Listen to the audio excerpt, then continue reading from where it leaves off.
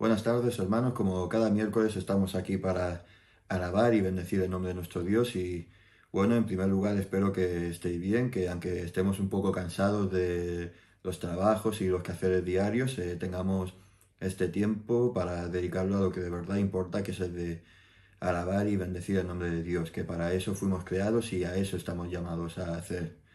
Os dejo paso con nuestros hermanos y hermanas de la alabanza. Y cuando acabemos nuestro ratito de alabanza y adoración al Señor, pues seguiremos con nuestra porción bíblica que es el capítulo de Éxodo 5. Así que bueno, hermanos, un saludo y vamos a alabar y bendecir el nombre del Señor.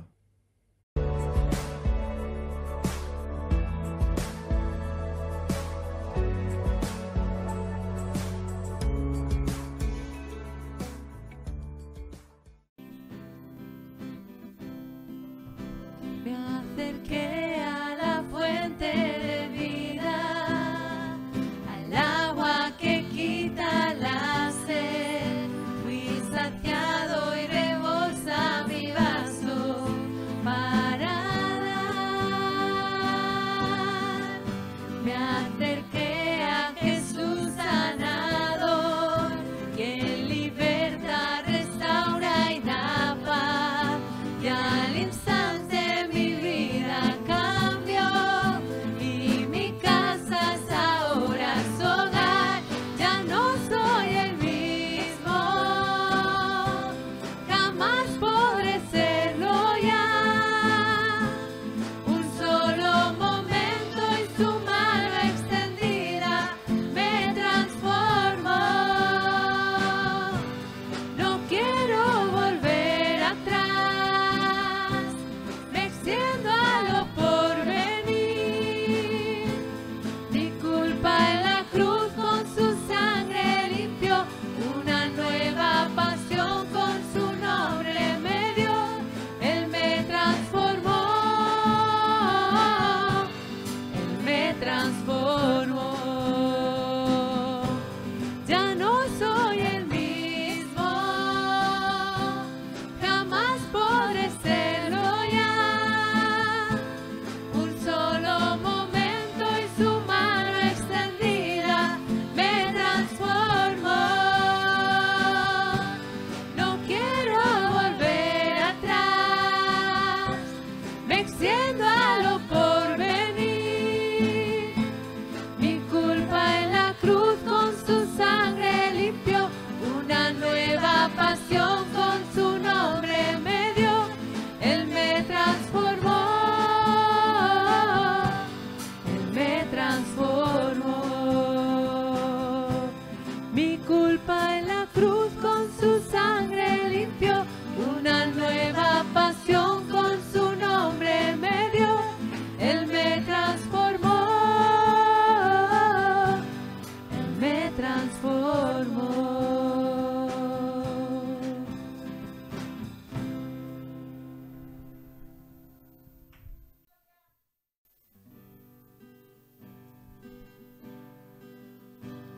La gloria de Dios maneja mi vida con hilos de amor que puso en mi alma, me lleva hasta Él. La gloria de Dios, gigante y sagrada, me carga en sus brazos, alienta mis pasos, me llena de paz y miel. Me quiere llenar cuando me viene a ver y me lleva a ganar. En la gloria de Dios tendré el descanso para mis pies. Con su manto mi frío desaparecerá y descansaré. De la gloria de Dios vendrá bendición y abundante paz para ti, para mí.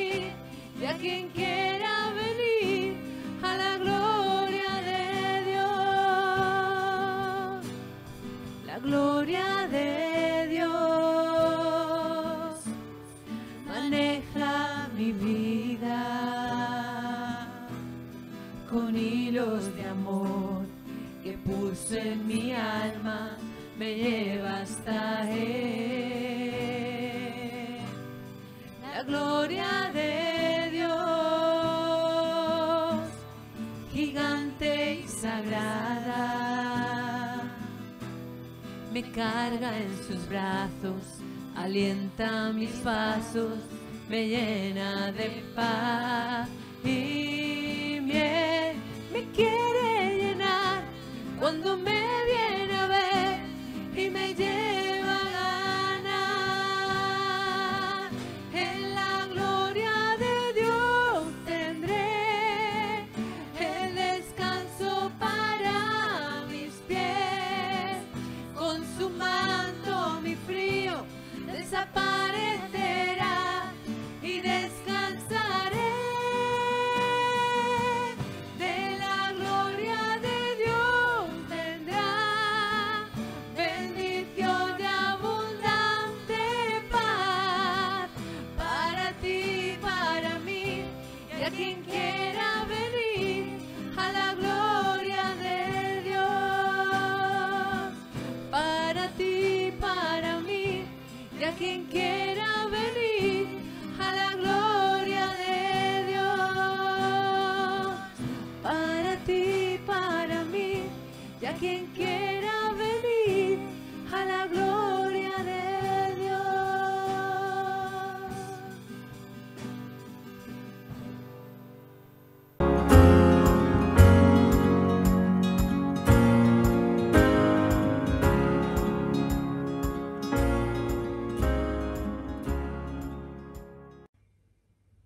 Bueno, hermanos, ya estamos aquí para entrar de vuelta a la palabra del Señor.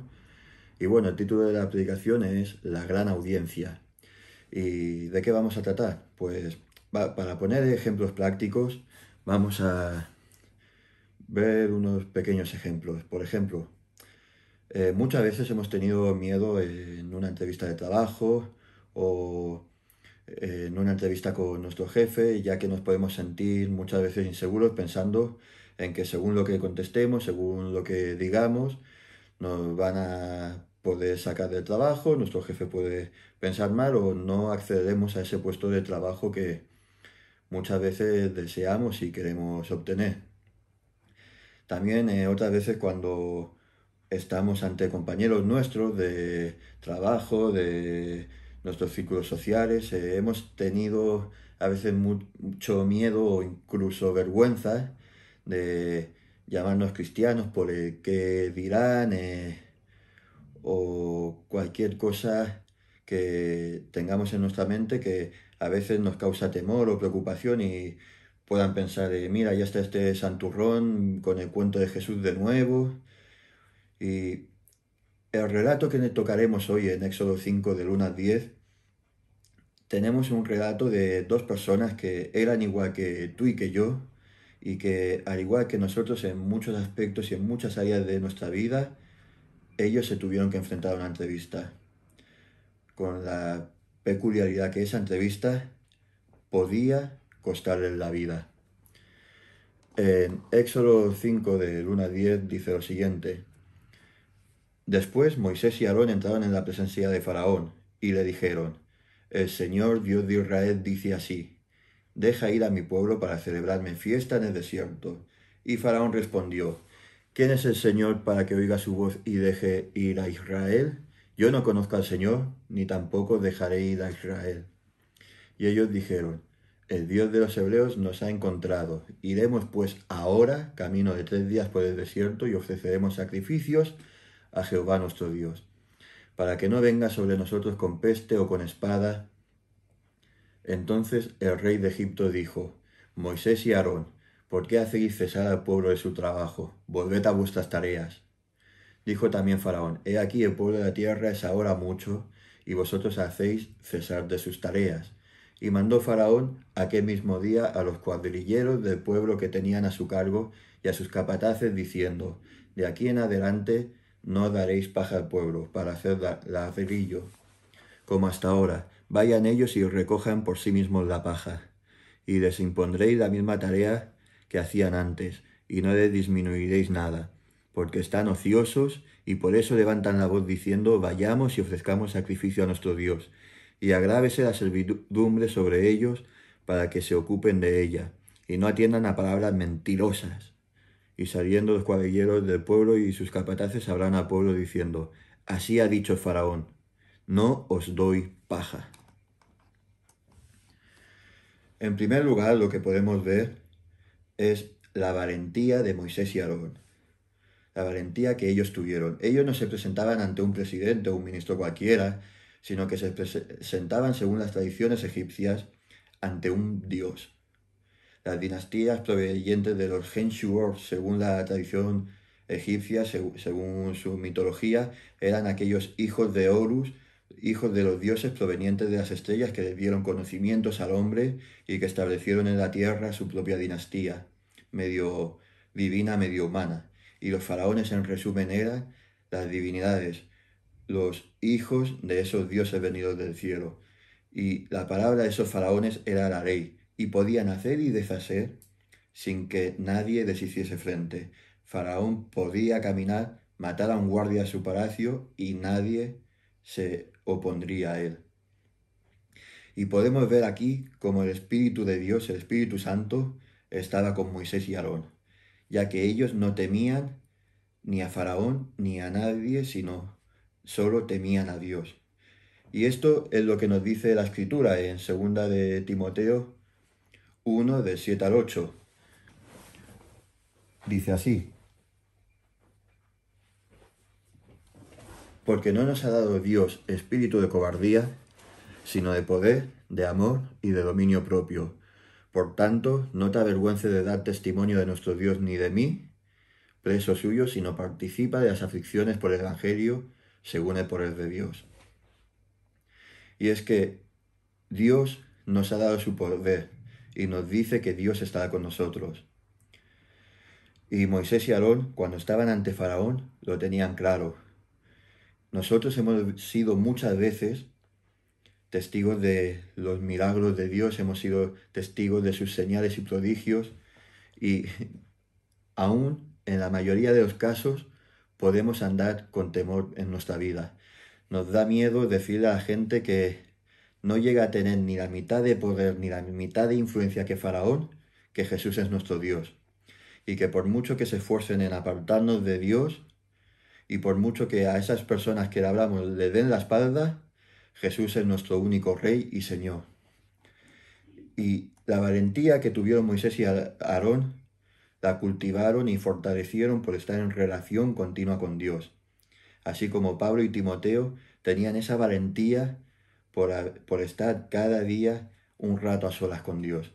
Ojalá nosotros podamos tener cada día ese ratito íntimo con Dios para que a través de su palabra tengamos la valentía que Dios desea que nosotros tengamos. El segundo punto, en segundo lugar, podemos ver la primera aseveración que hacen, que es: así dice el Dios de Israel. Y es que esta es la primera mención que se nos hace de este modo.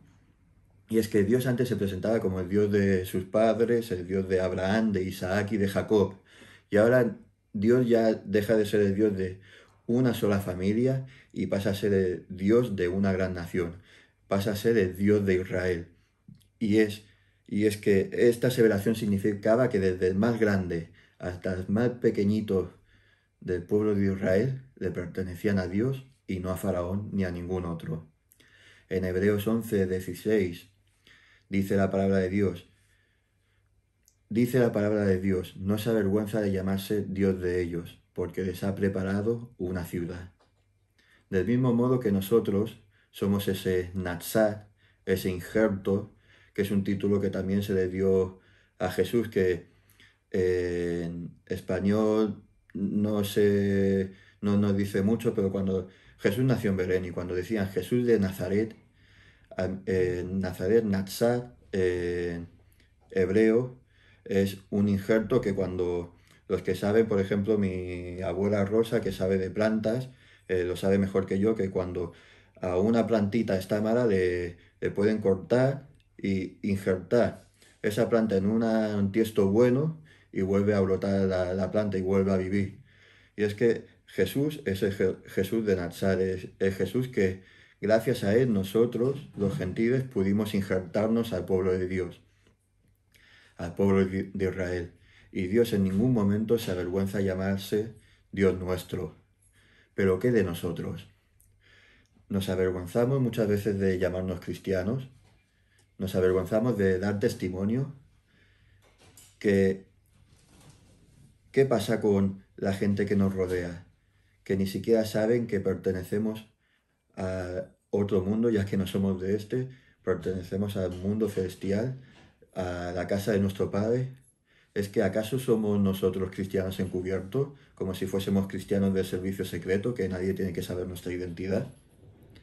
Tengamos valentía para reconocer a Dios ante los demás, sobre todo en esta época donde te mira tan mal la gente y te señalan cuando tú dices que eres cristiano y en cambio te aplaudirían si dijeses que eres, por ejemplo, un transexual. Por favor, tengamos valentía para hablar de Dios, tengamos valentía para reconocer que somos sus hijos y que este mundo, que al faraón de este mundo no le pertenecemos. Tengamos valentía para llamar a nuestro Dios Padre, y Él nos llamará hijos suyos y nos avergonzará de ello. Luego, otra de las cosas que podemos ver es la fiesta por medio del sacrificio. Y si miramos la palabra fiesta y sacrificio, nos daremos cuenta de que Dios quiere en primer lugar celebrar una fiesta con su pueblo. Pero para llegar a la fiesta con Dios, antes hay que pasar por el sacrificio, ya que sin el sacrificio es imposible llegar a Dios. En esto tenemos, por ejemplo, el ejemplo del hijo pródigo en Lucas 15, 21 al 24. Dice así: y el hijo le dijo al padre: he pecado contra el cielo y contra ti, ya no soy digno de ser llamado tu hijo. Pero el padre dijo a sus siervos: sacad el mejor vestido y vestidle, ponedle un anillo sobre su mano y calzado sobre sus pies, traed al becerro gordo y matadlo, comamos y hagamos fiesta, porque mi hijo muerto era, y ha revivido, se había perdido y es hallado. Y comenzaron a regocijarse. De esta historia, al igual que de este texto, podemos aprender varios asuntos. Y es que el hijo, en primer lugar, reconoció sus pecados y se acercó al padre, que el padre nunca dejó de buscarlo. Cuando el hijo reconoció su pecado y cuando pidió perdón al padre, el padre lo vistió con vestiduras, que las vestiduras representan la santidad. Dios nos ha vestido por medio de la sangre de Cristo con esas vestiduras blancas. Le da un anillo que representa la autoridad y la herencia, y le viste con calzado, que significa la estabilidad y la comodidad. Ahora bien, lo importante, lo que dice a continuación: matad al becerro gordo, o sea, al mejor, al más grande, al mejor cuidado, y comamos de él. Y una vez hecho el sacrificio y participado de su sangre y de su carne para el perdón de pecados, hagamos una fiesta. Y Jesús lo explica por qué se hace todo esto: porque mi hijo muerto era, y por su sangre ha revivido, se perdió y por el Padre fue hallado. Y del texto del Éxodo también se nos dice otra verdad: el sacrificio al Señor, el sacrificio a Dios libraba al pueblo de la muerte. La gente puede pensar: ¿acaso si Dios es tan bueno, no permitirá que yo vaya al infierno? Pero la verdad es que todos pertenecemos ya al infierno por nuestros pecados, por nuestra maldad. Y todo pecado, toda la maldad que llevamos, exigía un sacrificio, como estuvimos viendo en las primeras predicaciones que vimos en el Génesis. Y es que la justicia de Dios, para que esa justicia de Dios fuese satisfecha, alguien sin pecado tenía que pagar por el pecado de todos. Y el sacrificio nos habla de sustitución, pero eso lo veremos cuando toquemos la última plaga de Egipto. También el texto nos llama la atención que nos habla de 3 días para el sacrificio, ya que fue Dios quien salió al encuentro de ellos como Jesús en Emaús o como Jesús con Pablo, también nos habla de que Dios fue quien salió al encuentro de ellos. Y esta es otra lección, y es que la salvación pertenece a Dios. Nosotros no podemos llegar a Dios de ningún modo, ni con nuestras buenas obras, ni con nuestras buenas acciones. Si Dios no va al encuentro nuestro, no podemos hacer nada. Y Dios ya fue a nuestro encuentro por medio de su Hijo, ya que el único camino para llegar a Dios es el sacrificio que hizo por su sangre. Resumiendo, Moisés le dio a Faraón, en estos 3 versículos, bueno, casi 5 que hemos visto aquí, el plan de Faraón entero, el plan de salvación entero a Faraón. Dijo que Dios nos encuentra. Luego que a través de un camino de 3 días, que es el intervalo de la muerte y resurrección de Cristo, y a través del sacrificio, tercer punto importante, a través del sacrificio que los libraría de la maldad y de la muerte, celebrarían, cuarto punto, una fiesta con Dios. Ahora pasemos a ver la decadencia de Faraón en este texto, en este último punto. Y es que podemos ver 2 tipos de clase de Faraón en este aspecto: el Faraón carnal, el Faraón físico que se enfrentó a Moisés, y luego el Faraón que representa a Satanás, que es el que nos podemos tropezar con él en nuestra vida. Y es que, en primer lugar, Faraón se creía divino, y por tanto, como Faraón divino, como Dios mismo, no como Dios mismo de nuestro Señor, sino Faraón creyéndose un Dios, juega su papel y dice: yo no lo conozco, ergo si él no lo conoce, no existe, porque no es nada. No sé si lo entendéis, pero bueno, Faraón conocía a sus dioses, que los dioses, como él se creía Dios y todos sus antepasados eran dioses, Faraón conocía a su familia, a sus dioses, pero no conocía a un dios extranjero, a un dios de los hijos de Israel. Como Faraón, del mismo modo que en la antigua Roma, que decían que no hay más dios que César, aquí Faraón viene a decir lo mismo. Si yo no lo conozco, que soy Dios, tu Dios, el Dios de Israel, no existe, es falso. Y esa es la principal excusa que suelen poner los no creyentes cuando se les presenta el Evangelio. Y también podemos ver la influencia que ejercía ese faraón espiritual que es el diablo. Y es que el diablo siempre ataca a la naturaleza de Dios. Si logra hacer creer que Dios no existe, evitará también la influencia que Dios ejerce sobre la vida de esa persona, ya sea faraón, tu vecino o tu padre. El primer método de Satanás es atacar la naturaleza y la deidad de Dios. Veamos también el segundo método, porque luego Faraón añade: yo no conozco a Jehová, y si fuese real, no dejaré salir a Israel. Es decir, el enemigo también ataca del mismo modo. Y es que la canción más popular, es una broma, no es verdad, pero la canción más escuchada en el infierno es la canción A mi manera. ¿Por qué? Porque el hombre siempre actúa a la manera dando la espalda a Dios. Y es que aquí lo vemos, lo que dice Faraón: en caso de que Dios exista, Faraón no quería ni escuchar la voz de Dios, ni obedecer su palabra, ni dejar ir a su pueblo, ya que le gustaba, prefería obedecer a sus propios demonios internos, a la idolatría, a sus costumbres, a sus tradiciones, a sus propias convicciones morales, antes que escuchar al Dios de Israel.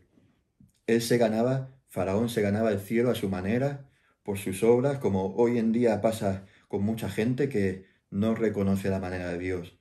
Y el enemigo también, y esta es también otra causa por la que los incrédulos, aunque digan que sí, es verdad, vale, te doy la razón, Dios existe, hay algo, no sé, llámalo Dios, llamado karma, o sí, yo creo que Jesús es el Hijo de Dios, pero niegan la eficacia de la piedad, niegan la eficacia de la palabra de Dios, y el principal motivo de ello es porque no se quieren someter a la voluntad de Dios, sino a la de sus propios deseos. Quieren llegar al cielo por sus obras, quieren llegar al cielo por sus propios sacrificios religiosos o por lo que dicta la tradición de la Iglesia Católica o los Testigos de Jehová o cualquier otra secta. Y no, Dios tiene sus propias normas, Dios planta las normas y si Dios pone unas normas hay que cumplirlas y hay que hacer la voluntad de Dios y no la de los hombres. El tercer método, y es que cuando Faraón ya no quiere escuchar más del tema, ya no viene con sus argumentaciones, sino dice, volved a vuestras tareas. Y vemos que esclaviza a Moisés y a Aarón, como al resto de su familia que había venido de fuera, que Faraón podía decir, mira, este Moisés que ha venido de fuera, que no es ni siquiera egipcio, porque en la palabra vimos que cuando Dios llama a Moisés, dice, todos los que buscaban tu vida han muerto, es decir, ya salvo tu familia, Aarón, Miriam, ya nadie de la corte sabe quién eres, se podría suponer eso. Entonces, le trata, vemos que aunque sepa Faraón quién es o quién no es, le trata como a un esclavo más de su propio pueblo.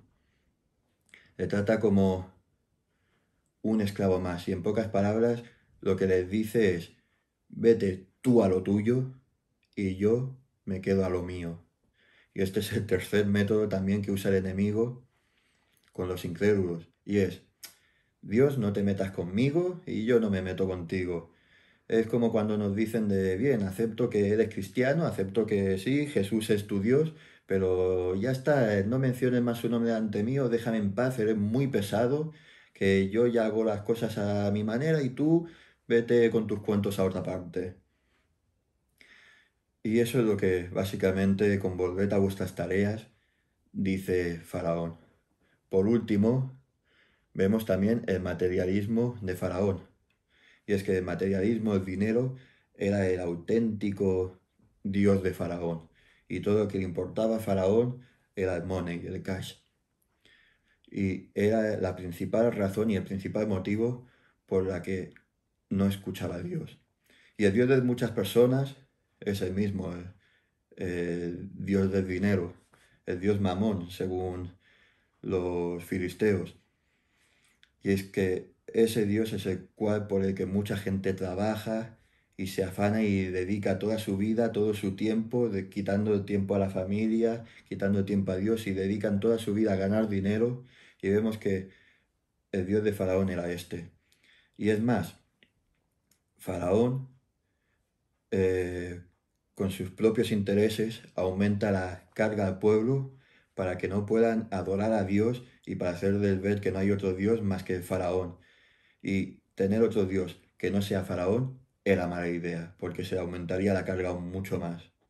Y aquí vemos también cómo Dios endurece el corazón de Faraón. Y es que en hebreo hay tres palabras para endurecer. Una es hacerse fuerte, otra es terquedad y otra es el endurecimiento hacia la verdad.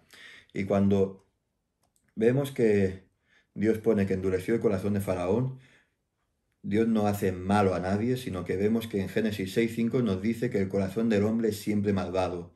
Por lo tanto, la palabra mejor traducida es dejó que se endureciese.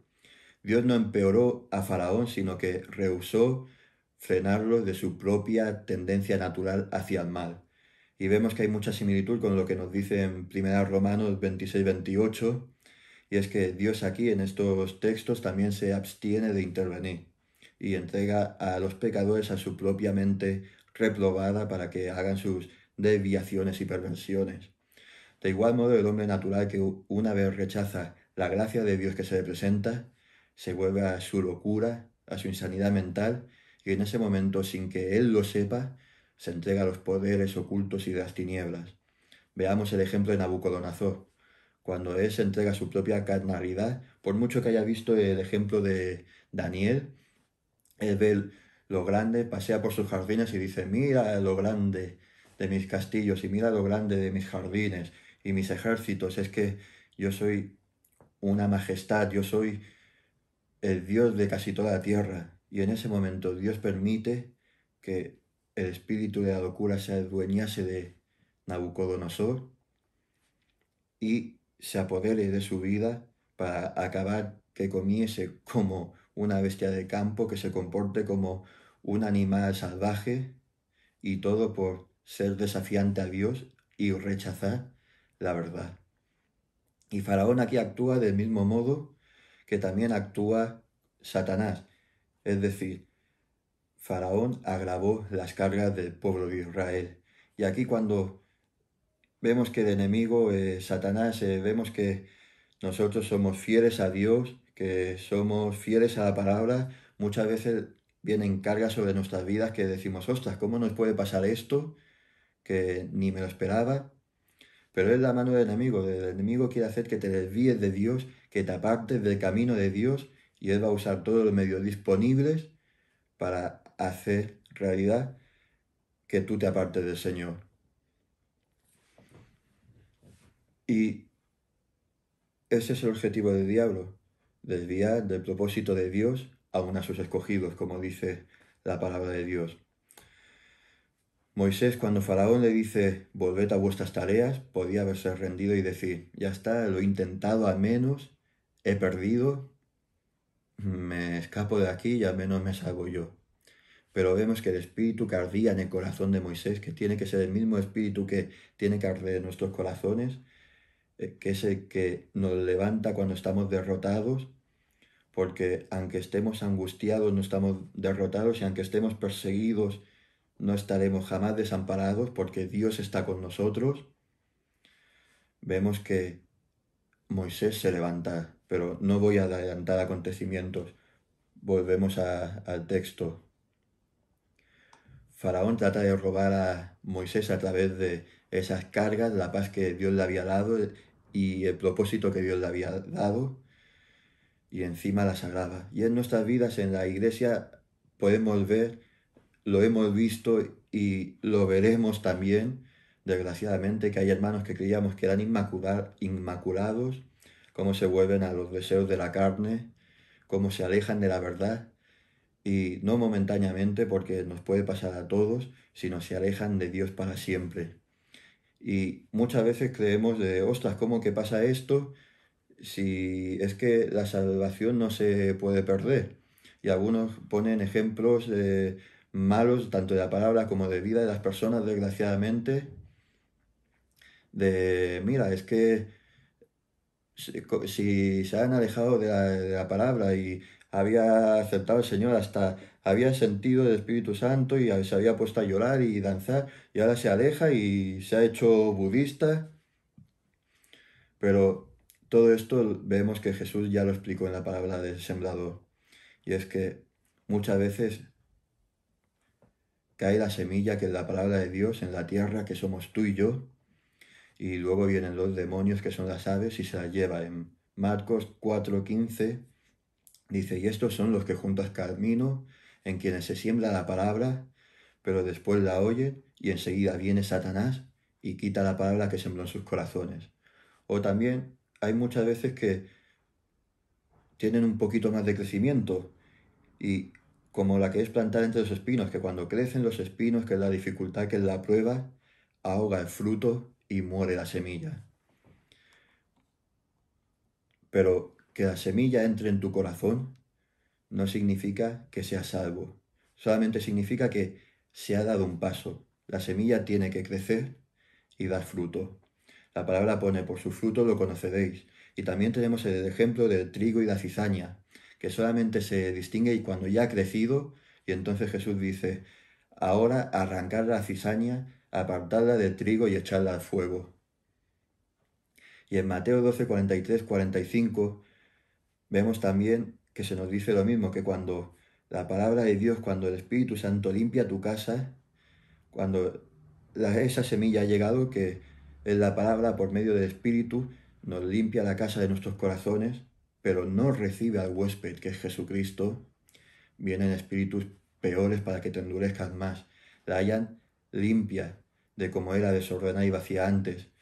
Y se van y vuelven con 7 demonios peores para que te endurezcas más y más y acabes gritando como un coyote a las 3 de la noche, te pongas a llorar sin saber por qué y te falte paz en tu corazón, empieces con la ansiedad a no saber por qué, pero te sientes perseguido, y es porque no has aceptado a Jesús como tu Salvador, por tanto te has entregado a caminos perversos. En Hebreos 6, del 4 al 7 dice, porque es imposible que los que una vez fueron iluminados y gustaron el don celestial y fueron hechos partícipes por el Espíritu Santo, y asimismo gustaron de la buena palabra de Dios y de los poderes del siglo venidero, y recayeron, sean otra vez renovados para el arrepentimiento, crucificando de nuevo para sí los mismos al Hijo de Dios y exponiéndose al vituperio, porque la tierra que bebe la lluvia muchas veces cae sobre ella y produce hierba provechosa a aquellos por los cuales es labrada. Recibe bendición de Dios, pero la que produce espinos y abrojos es reprobada y está próxima a ser maldecida, y su fin es el ser quemada. Aquí vemos que vuelve a decir lo mismo, y es que no es lo mismo ser salvo, que crezca la semilla en tu corazón y que dé fruto, a gustar la salvación solamente.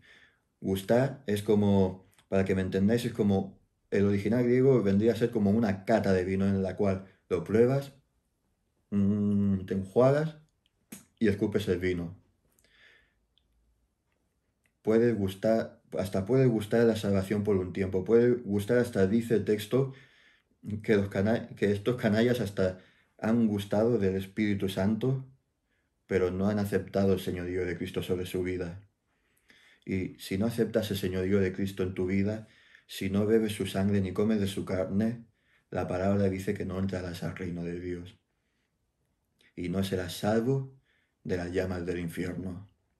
Y Moisés tenía una cosa clara cuando estaba ante Faraón, y es que él estaba en un ring, que por un lado tenía a Faraón y a los poderes de las tinieblas, y por el otro lado estaba Moisés, Aarón y el personaje más importante de la historia, Adonai, el Señor, el Shaddai, el Dios Todopoderoso que estaba con ellos.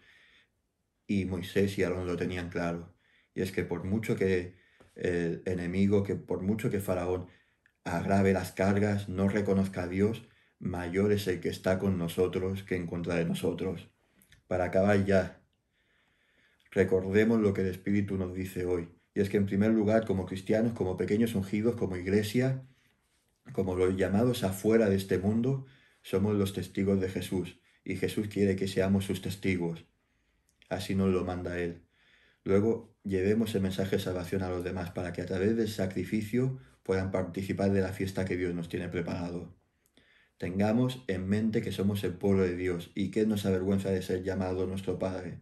Así que no nos callemos ante nadie ni tengamos vergüenza de nosotros. Recordemos que aunque el maligno quiera agravar nuestras cargas, que no nos sobrevenga ningún espíritu de temor ni de cobardía, porque Dios está con nosotros y Él nunca nos dejará. Oremos por las almas perdidas para que puedan ir al encuentro de nuestro Padre. Y por último, no perdamos nunca de vista nuestra misión, que es ir por el mundo predicando las buenas noticias que tenemos. Oremos. Señor y Padre, te damos gracias, te pedimos que nos bendigas, Señor, en esta noche. Te damos gracias por la palabra que nos has dado y te pedimos que nos des valentía, Señor, para tratar con nuestro día a día, Señor, que tú nos ayudes y nos fortalezcas en todo momento y que nos guardes de todo mal, Señor, y que aunque el maligno quiera quitarnos nuestra paz, Señor, que el maligno quiera agravar nuestras cargas, Señor, que sepamos que mayor es el que está en nosotros, Señor, que tú eres más grande que todas nuestras cargas, que más grande que estar sin trabajo, eres más grande que esa persona que nos incordia, más grande que esa dificultad económica que pasamos, Señor, porque tú estás con nosotros y nunca nos vas a dejar, Señor. Así que te pedimos, Señor, que tú te adueñes de nuestras vidas, de nuestros corazones, Señor, y que crezcas, Señor, que crezcamos en tu palabra para que podamos dar el fruto que tú quieres que demos, Señor. Gracias por todo, perdónanos, Padre, las veces que no te agradamos, Señor, y guárdanos y danos la victoria que solamente en tu nombre y a través de Jesucristo obtenemos por medio del Espíritu Santo. En el nombre de tu Hijo. Amén.